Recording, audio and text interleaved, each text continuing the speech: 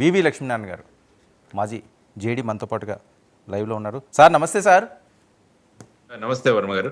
Sir, ఇంత దారుణం అసలు ఈ కాలంలో కూడా ఇంకా ఉగ్రవాదులు ప్రశాంతమైన జమ్మూ కాశ్మీర్ లాంటి ప్రాంతంలోని పహల్గామ్లోని విహారానికి వెళ్ళిన వాళ్ళు, టూరిస్టులుగా సమ్మర్ వెకేషన్స్కి వెళ్ళిన వాళ్ళు 28 మంది మీద అమానుషంగా దాడి చేసి చంపారు అంటే వెళ్ళి మీ ప్రధానితో చెప్పుకో, మీ మోదీతో అని చెప్పుకో అని కూడా డైరెక్ట్గా వాళ్ళు హెచ్చరికలు జారీ చేసి వెళ్ళారంటే అసలు ఏం ఆలోచించాలి, అసలు ఎటువైపు వెళ్తుంది? అంటే ఇందులో ముఖ్యంగా మీరు చూసుకుంటే ఇది చాలా నిందనీయమైన సంఘటన. ఆర్టికల్ 370 తీసేసిన తర్వాత ముఖ్యంగా జమ్మూ కాశ్మీర్ బ్రహ్మాండంగా అభివృద్ధి చెందుతున్న ఈ తరుణంలో ఈ విధమైన అటాక్, ముఖ్యంగా అనేక మంది టూరిస్టులు ఈ సీజన్ లో వెళతారు అక్కడ పహల్గామ్ దగ్గర, వెళ్ళి అక్కడ విహారయాత్రలో ఉన్న వాళ్ళ మీద ఈ విధమైన దాడి చేయడం అన్నది చాలా నిందనీయం.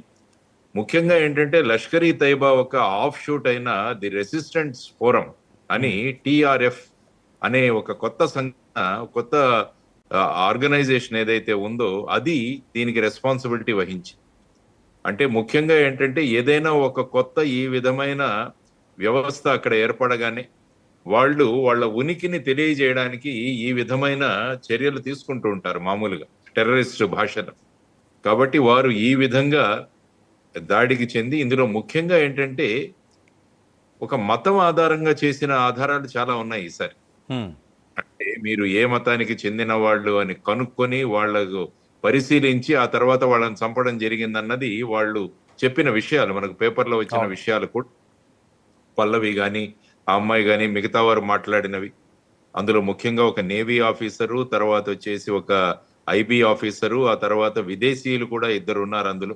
సో ఈ విధమైన సంఘటన ఈ టిఆర్ఎఫ్ చేయడం అన్నది చాలా నిందనీయం. వెంటనే మన భారతదేశంలో ముఖ్యంగా ప్రధాని గారు కూడా ఆయన సౌదీ అరేబియాకు వెళ్ళిన పర్యటనను కూడా ఆయన ముగించుకొని వెంటనే త్వరగా ఆయన తిరిగి రావడం జరిగింది. అమిత్ షా గారు కూడా అక్కడ విజిట్ చేయడము, ఇవన్నీ చూసి గట్టిగా వార్నింగ్ కూడా ఇవ్వడం జరిగింది. ఆ తర్వాత కేవలం వార్నింగ్ మాత్రమే కాదు, దీని తర్వాత చర్యలు కూడా ఉంటాయని అనుకుంటాం. ఎందుకంటే ఎలాగైతే పుల్వామా సంఘటన తర్వాత మొత్తం భారతదేశంలో నెలకొన్న విషాదం ఏదైతే ఉందో మళ్ళా ఈ ఒక పరిస్థితి ఇప్పుడు ఏర్పడింది ఆ విధంగా. ఆ సందర్భంగా బాలాకోట్ ఈ పరిసర ప్రాంతాల్లో సర్జికల్ స్ట్రైక్స్ కూడా చేయడం జరిగింది. ఈ పార్శ్వభూమిలో అటువంటి చర్యలు ఉంటాయని మొత్తం దేశం కూడా అనుకుంటున్నారు. ఆ విధమైన చర్యలు కూడా అవసరం.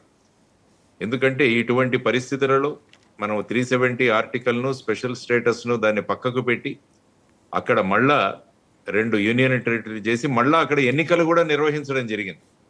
ఆ విధంగా సాధారణ పరిస్థితులలోకి వచ్చిన జమ్మూ అండ్ కాశ్మీర్ లో మళ్ళా ఈ సంఘటన జరగడం అన్నది ఈ ఉగ్రవాదుల యొక్క తర్వాత పాకిస్తాన్ యొక్క ప్రధానమైన చర్యగా కనిపిస్తోంది.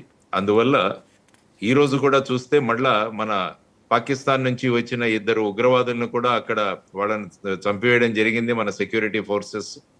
సో ఈ విధమైన దీంట్లో ముఖ్యంగా పాక్ ఆక్యుపైడ్ కాశ్మీర్ కానీ మిగతా ప్రాంతాలు కానీ వారందరి మీద యాక్షన్లు త్వరలో ఉంటాయన్నదే మనం అంతా అనుకుంటుంది. ఎందుకంటే మనం ఎప్పుడు అంటాం ఖీర్ మాంగేతో హమ్ ఖీర్ దేంగే, కశ్మీర్ మాంగేతో హమ్ చీర్ దేంగే అంటాం.